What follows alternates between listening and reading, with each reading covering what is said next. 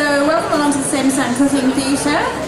We're very lucky today to have Wayne Good here from Akanda, and Wayne is going to be cooking a couple of delicious pastry dishes for us. He'll also be telling us a little bit about his business and the great things that he gets up to. So I'll hand it over to you, Wayne. Thank you very much. Good afternoon. It's nice to be here again this afternoon. And what I'm going to do is demystify pastry a wee bit for you, because I know that some people are quite sort of intimidated or unsure about how to make good pastry, and there is nothing like homemade pastry. So as I go through, I'm going to give you some tips and ideas about what you can do to create that fantastic pastry. And as Vicky said, we've got the recipes here, so you're welcome to take the recipes away, and you can try these things at home. So the first thing we're going to make is a crustada, which is a really rustic open flan. There you are.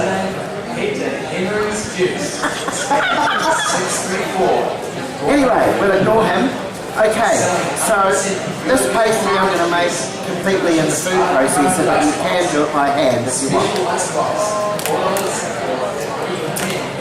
So I've got my flour, which I'm just going to pop in there. And a good generous breakfast cup of flour, and then I've got my 125 grams of gold. It's like gold at the moment when you go into the supermarket. It's so flaming expensive. Butter.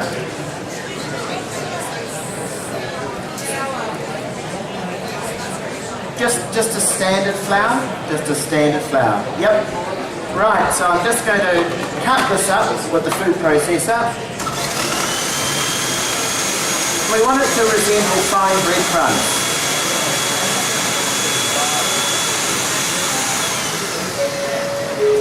And that's exactly what we've got. Henry's Icebox. That's handcrafted, not hard. Okay, so to this I'm going to add, in the recipe it says sour cream, but Tartua have been very generous and kind and given us their products to use. So I'm actually going to use creme fraiche. I'm going to use about, how much am I going to use? 4 tablespoons, I think. Did not get it wrong, did I? It'd be disastrous. Yeah, 4 tablespoons. So we'll put that in.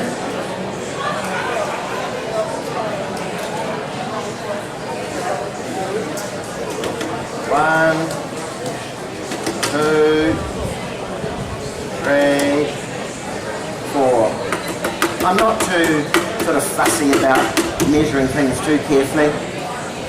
And then I'm going to add my lemon juice, and that is just going to bring the pastry together.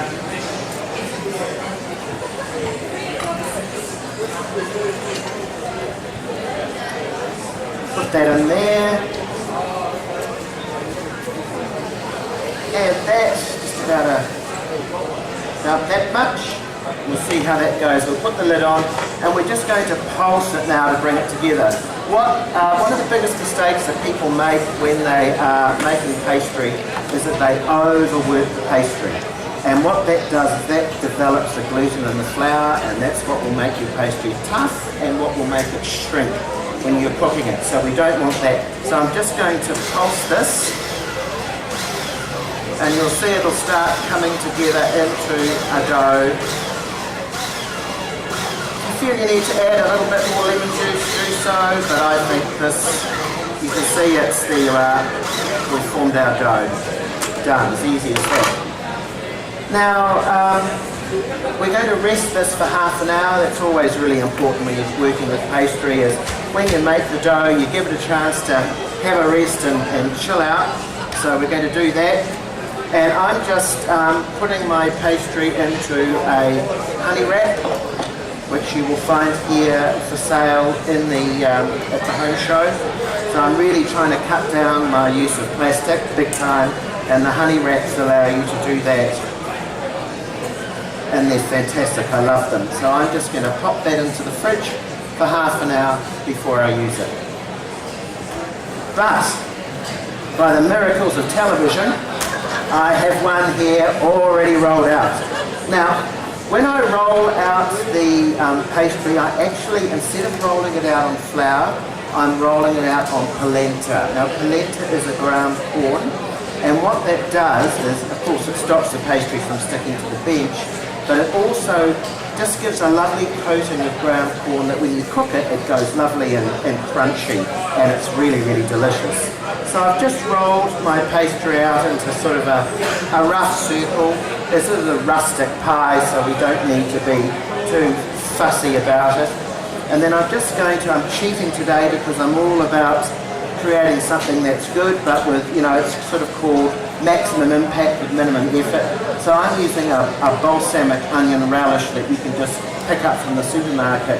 But this is also really good with perhaps ratatouille, if you've got some ratatouille left over, or slow roasted tomatoes and feta cheese, or creamy mushrooms and blue cheese, or char grilled asparagus and some feta cheese. Anything. You can put anything onto it, and it's just a great lunchtime dish that you can serve just with a really good salad. So I'm just going to put this on, and this is a really nice product. I'm quite happy to use this. And I'm just going to spread it out onto my pastry, but I'm not taking it right to the edges, because what we're going to do is turn the pastry in to make an edge or a crust for our pie.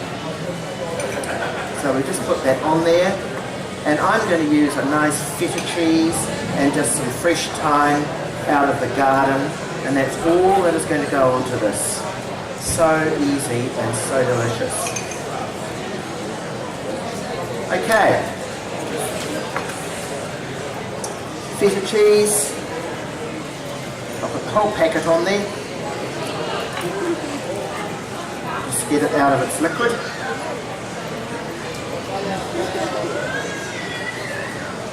And we just roughly crumble that on. We don't need to be fussy. That's the whole thing with something like this. You don't need to be too fussy about it. Just put that on there like so.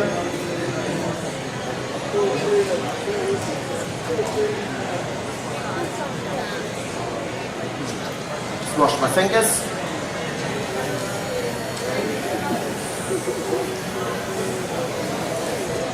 Brilliant. And then I'm just going to put some fresh thyme, as I said, but you could use some oregano or marjoram or anything like that. But I've just got some fresh thyme that I picked out of my garden. It's doing very well at the moment, and it's very new and tender, so we don't have to be too fussy about taking all the leaves off. We just cut stalks and all over the top like so. It's going to have a lovely flavour. I think thyme would be one of my favourite herbs. And the great thing is you've got it year round, it doesn't die off with the frost. And then I'm going to take my ground pepper, lots of ground pepper on the top, and that is it. That's all we're putting on it. And then I'm just going to turn the edges in like so, and that's going to make the edge of our pie. That didn't sound too good. Like so, and that's it. And I'm going to put it into my preheated oven and cook it for, well, until it's cooked. Usually in there for about, when you're making something for the first time, it's a really good idea to underset your timer. If the recipe says put it in for half an hour, set your timer for 20 minutes, because every oven is different, and it means that you're keeping an eye on what you're cooking. So there you are, that's done into the oven.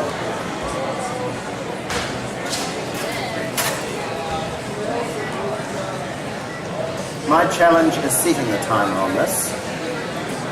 Oh, here we go. So I'm just going to set my timer for 20 minutes and we'll see how we go, because I believe that's quite a hot oven. So that's the first thing that we're going to make. Now we're going to make something sweet. And the pastry I'm going to make now is my go-to sweet pastry.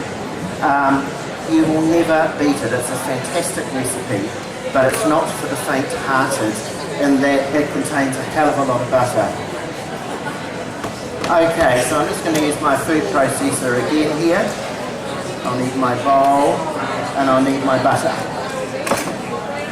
So into my food processor I'm putting half a kilo of flour, again just standard flour, So that's going to go in there. And 175 grams of icing sugar. That's going in there. And then this is the best bit, 375 grams of butter. So, 1, 2, 3, 50. So that's about that much butter. So we're going to put that in there. So this pastry I'm actually turning into a chocolate strawberry tart for you to try, but it's a fantastic pastry for apple pie, lemon meringue pie, any sort of fruit flan, anything that requires a sweet crust. My butter's a little bit soft because it's quite warm in here, but that'll be fine. So we just put that in there, and I'll just wash my fingers. And then again, we're just going to process that until it looks like fine breadcrumbs.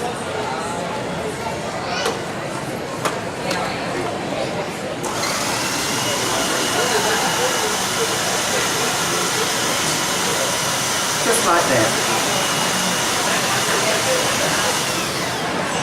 Now with this recipe, this is as far as I take it in the machine. Because there's such a lot in there, I like to do the rest by hand.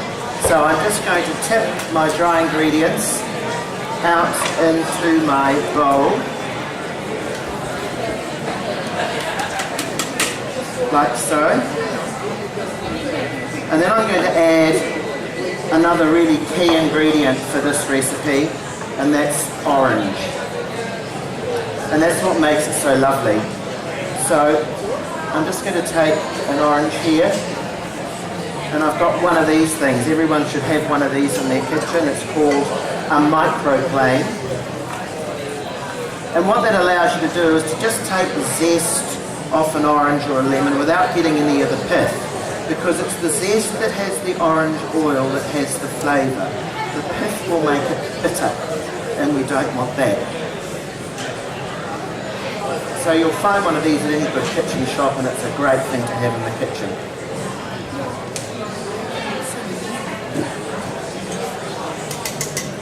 And the other thing I do with this pastry, or with any pastry, if I'm making it by hand, is to use a knife to stir it with. And the reason we use a knife is it allows you to cut, and it allows you to mix your liquid into your pastry without it overworking the pastry. Because remember, we don't want to overwork our pastry, and we don't want it to go tough and shrink. So I'm just mixing the orange zest through. Now this is a pastry that I do every year when I do my Christmas cooking demonstrations, which we've got coming up in November and December, which I operate from my home in River Road in Claudelands. And I use it every year for Christmas mince pies. And I know Christmas mince pies to some people are, they're just revolting, but that's probably because you've maybe only had one that's been bought from the supermarket. But if you have a Christmas mince pie made with this orange pastry, honestly, I've converted so many people. You can vouch for that one, Nicole. Absolutely, yeah, they're fantastic. So what I'm going to do now is I'm going to use the juice of 1 to 2 oranges to bring this pastry together. I'll just bang the lemon out of this juicer here. Now I say 1 to 2 oranges because it depends on how juicy the oranges are, and also it depends on how humid it is, because if it's a very hot, humid day, which we, well, I don't know about the humid, but if it's a hot day, we're looking forward to that before Christmas. You've got so much butter in there, it'll soften anyway, so you perhaps find you don't need to add as much juice to bring the pastry together. But I've got one here, so we'll put that in, we'll put the juice of that orange in, and I've got more oranges at the back there, and we just carefully stir it in with our knife to get the liquid into our dry ingredients. And as you do that, you'll feel it getting heavier in the bottom, and that means that it's coming together. So I'm looking at this now, and the real test is to take your knife and just push against the pastry like that. Oh, there's a nice bit of zest. Push against the pastry, and I can see that that is forming a dough. So I'm actually not going to add any more liquid to that because I think there's enough. Now you're looking at that and thinking, oh, it's very crumbly, which it is, but but I'm just going to get my hands in there a wee bit, just gently, and just form my pastry into a dough. So again, I'm going to rest this for half an hour, but I tell you what, you can make this and put it in the deep freeze. It freezes so well. And what I would do if I was making a batch, I'd make a batch and divide it in half, so you've got two potential desserts or batch of mince pies. If you're going to make mince pies with this pastry, that quantity will make about 50 of the small ones, the little ones like that, or else about 25 of the larger ones, depending on how thick you roll out the pastry. So again, I'm just going to take another honey wrap here, and I'm just going to take my pastry and put it onto my wrap. And it's still looking a bit crumbly, but believe me, it's perfect. And then I'm just going to press it down, like so. Don't freeze it in a big lump or a big ball, because when you go to defrost it, it's going to take long to defrost than if it's thinner. So I just bring that over there and I just push down on that to flatten it off.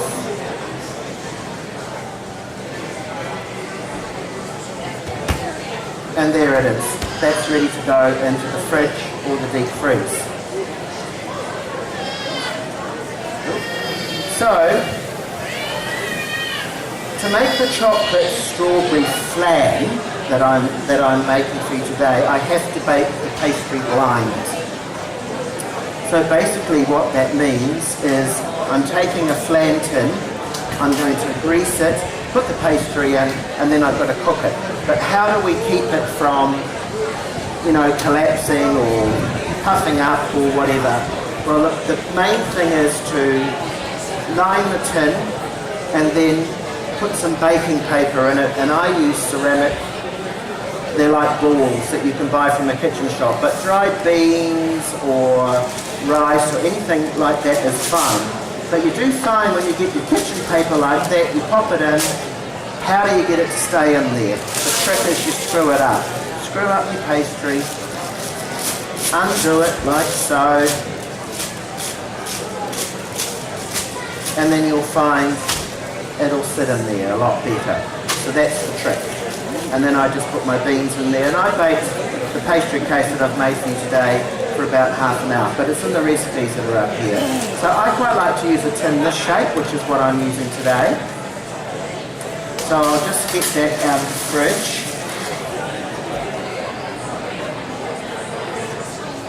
And I've got a mixture of strawberries and blueberries that I'm going to use today to make it look very, very colourful.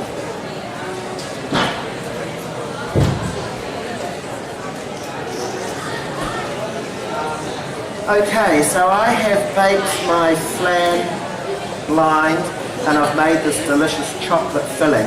Again, the recipe is there, but it's basically chocolate. I use Whittaker's chocolate, of course. There's nothing else I would use.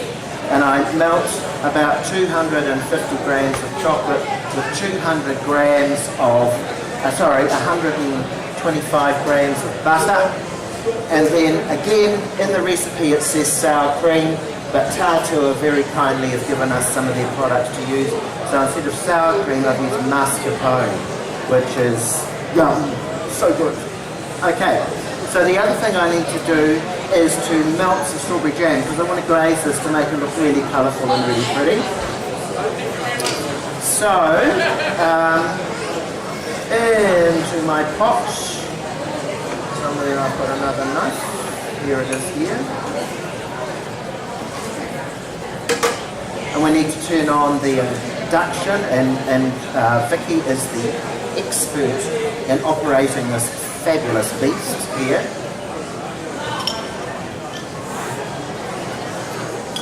So I'm just going to melt some bark of strawberry jam. And I've got the strawberries here, which I've cut up. Actually, they were quite an impressive size. They're quite beautiful.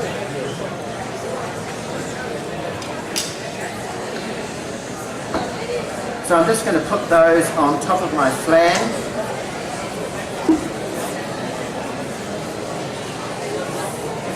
And I'm not going to be particularly fussy about how they go on there. You can line them up like soldiers if you want, but that's not what I do. So I'm just going to pile the strawberries on. And this filling has set really quite firm. So it's a good dessert you could make and take somewhere.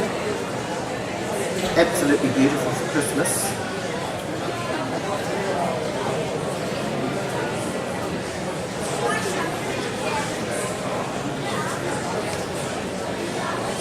Right, so we put those on there.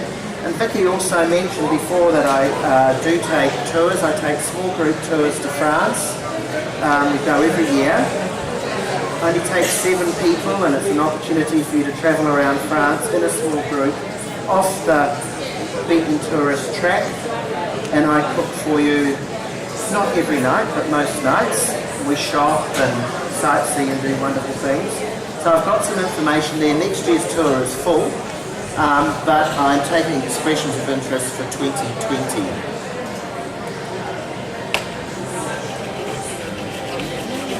Hey Chief, boss, Vicky, can I tune this down? It's going a bit hard, darling.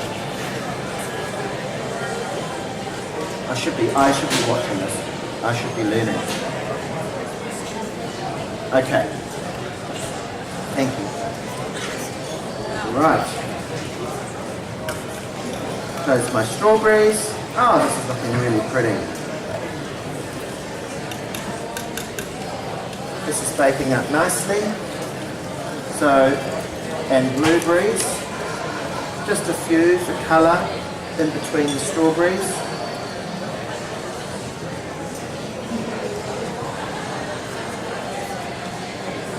And then we're just going to drizzle the strawberry jam over the top. You could use apricot jam, you could use plum jam, you know, whatever you've got. And as the berries become more plentiful, my favourite with this chocolate filling would have to be raspberries. Oh, chocolate and raspberry tart really is superb.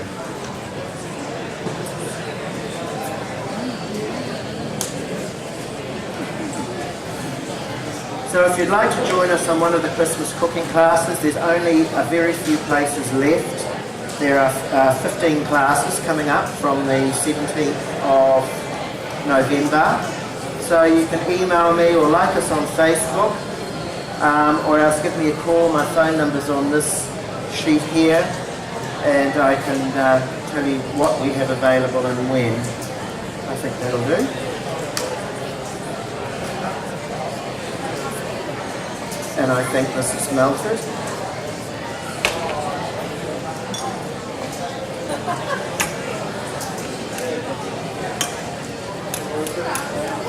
Some people would strain this to get the bits of strawberry out, but I actually like that.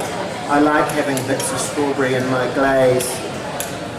Okay, so we just take this and just drizzle this on the top, and it's going whoop whoop. So pretty. And then you could just garnish this with some mint leaves. I actually do have mint at home, but I forgot to bring it.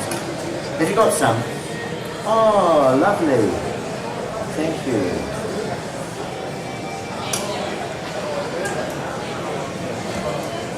Thank you.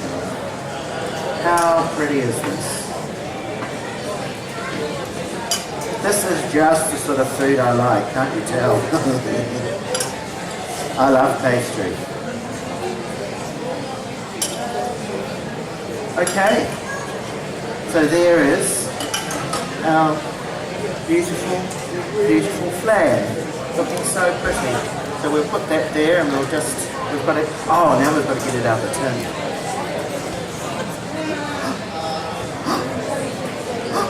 Imagine if I tipped it over and it fell on the floor. I tell you what, I'd be out around the side there and going home so quick. You can see it. There we are. And we'll just garnish that. We'll just put some mint in front of it just to look pretty, but you could put some mint leaves on it. And I think our crustada is looking pretty good. Just the best way to check if it's cooked is just to lift it up and see if it's nice and golden on the bottom.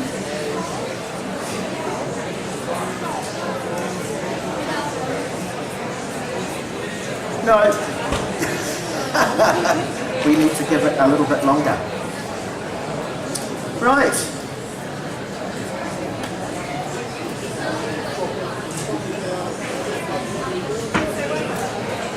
Tell us a little bit more about the tour you took to France this year.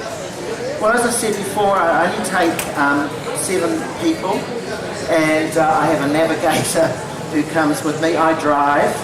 I enjoy driving in Europe. It's quite exciting. They're good drivers. They're quite fast, but they're good drivers. And we start in the north of France, spend a bit of time in Paris, start in the north, and then come down to the southwest, which is my favourite region of France, across to Provence and up to Burgundy. And we stay in, I try and choose French hotels and not chain hotels, if you know what I mean, because I like people to have the real experience. And then we have 2 weeks in a beautiful villa, one in an area called the Dordogne and one in Provence, and that's where we cook. And it's great. We also spent a day with Peter Mathias. Some of you will remember her from television a few years ago. And we go and spend a day in her home, and she takes us to the market and we shop, and she does a cooking class, and it's heaps and heaps of fun. Great. Excellent. Right. So now we're just waiting for the crustada. What should we talk about now? Ask me something. Ask me something. Anything. Does anyone have any questions? Yes. Sorry, Madeira, I can't hear Favourite you. pastry dish to make? Oh my God. Where do I start? To make. I tell you, I had a very, very special friend. She was an elderly English lady that I knew many, many years ago. And she taught me how to make an incredible savoury short pastry. And it was half fat flour. And the fat was half butter and half lard. And it just makes the most amazing short pastry. Yeah. And I think I read somewhere about a pastry like that. I think it got the Heart Foundation tip. The Love Heart Foundation. The Love Heart Foundation, Yeah. absolutely. Look, I love pastry, and I love making it. If I have to buy it, then I am happy to buy panettone pastry, which you'll see at Le Cave and places like that. They make a very good flaky pastry. And another chef's recipe that I enjoy making is Gordon Ramsay makes a very good rough puff pastry, and his recipe is really good and not too complicated. Yeah, there's nothing like a good pie. Yeah, you know, there's a fantastic Waikato lady in France. She's near Perigord, and she and her husband have bought a restaurant, and they are serving Kiwi food with a French twist. And it's not a touristy village that she's in, it's a very French-focused village, and apparently the locals are loving it. And she's doing things like meat pies and sausage rolls and things like that. But she's doing a meat pie made out of beef bourguignon, or, and we went there for lunch and we had pavlova. The French love. Shall I have a look at the Have a look at the crustada? Just while Wayne's having a look at that, I just want to point out a few things that we've got going on in the wonderful Samsung kitchen today. Have you all noticed the amazing fridge we've got here? It's called a Family Hub fridge. Samsung have an amazing range of fridges, including ones that dispense sparkling water. But this one helps you do your shopping. So you can literally be at the supermarket and think, do I need milk? And you look on your phone and it will take a picture of what's in your fridge, and you will know whether or not you need that milk. It'll even tell you when food is going off and send you warnings. Or if you have one of those, I was going to say children, but there's a few older people in my family who do this, who open the fridge and want to know what's in there. They don't need to open the fridge anymore, you can just look on the screen. So yeah, you can pull up your recipes up here. We've got the lovely Akanda website up at the moment. You can watch TV, food television while you're in the kitchen. It's got everything going on. Does it do the homework? Yeah, well actually, it's got a sneaky little one. So if the kids are in their room doing their homework, you can sync it to actually check what they're watching on YouTube. So it also acts as babysitter / spy. So if you want to find out more about the amazing fridges Samsung fridges that they've got, they're just around the corner. Samsung Kitchen Things, Hamilton team will be able to tell you a little bit more, including all the induction hobs that we're cooking on today. So it looks like it's ready. It does look like it's ready. So how are we going to do this? So we'll just start cutting this up a little bit, and you can all come up and have a little bit of a try. And while you're up here, you can pick up the recipe if you haven't already, or some information on Wayne's tours. Remember, the Christmas classes are booking up really, really fast. Really fast. If you want a list of the dates and things, they're also listed in the back of the Nourish magazine and the events, all the dates that he's got scheduled, and there's also a little feature in here about Wayne Soda's tour that he took. So feel free to come up and try. I can tell you from experience they're both amazing, so you'll be fighting me off them as well. Okay, so thank you very much, Wayne. It's a pleasure. Thank you.